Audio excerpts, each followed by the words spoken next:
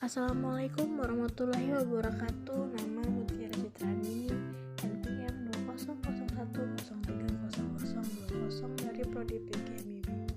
Perpindahan dan pertukaran panas. Prinsip perpindahan kalor adalah besar kalor yang dilepas sama dengan kalor yang diterima. Benda yang dilepas kalor adalah benda yang bersuhu lebih tinggi, sedangkan benda yang menerima kalor adalah benda yang bersuhu lebih rendah. Jenis benda berdasarkan kemampuan menghantarkan kalor. Yang pertama yaitu konduktor. Benda yang dapat menghantarkan kalor dengan baik, contohnya yaitu besi dan aluminium. Yang kedua yaitu isolator. Benda yang tidak dapat menghantarkan kalor dengan baik, contohnya yaitu kain dan kayu. Panas dapat berpindah melalui 3 cara, yaitu perpindahan panas secara konduksi, konveksi, dan radiasi.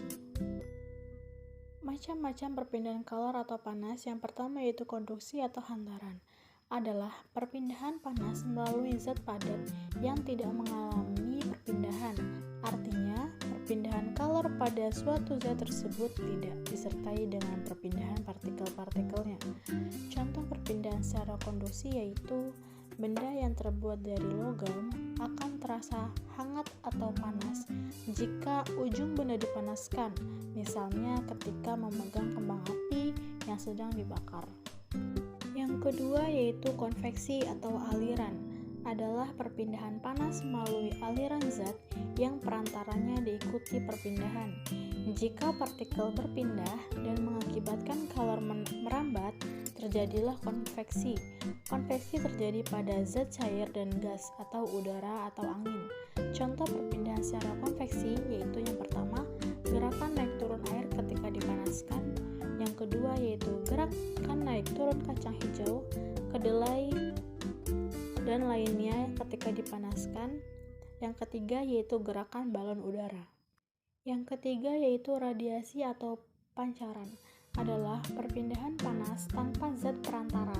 Radiasi biasanya disertai cahaya. Contoh perpindahan secara radiasi yaitu yang pertama, panas matahari sampai ke bumi walau melalui ruang hampa. Yang kedua, tubuh merasa hangat ketika berada di dekat sumber api. Dan yang ketiga yaitu meneteskan telur unggas dengan lampu. Baik, kesimpulannya dari materi ini yaitu panas terjadi karena adanya perbedaan suhu antara beberapa bagian yang terhubung. Panas berpindah dari benda yang bersuhu dingin ke benda yang bersuhu rendah. Panas dapat berpindah melalui 3 cara yaitu konduksi, konveksi, dan radiasi. Baik, itulah yang bisa saya sampaikan. Kurang lebihnya saya mohon maaf. Saya akhiri.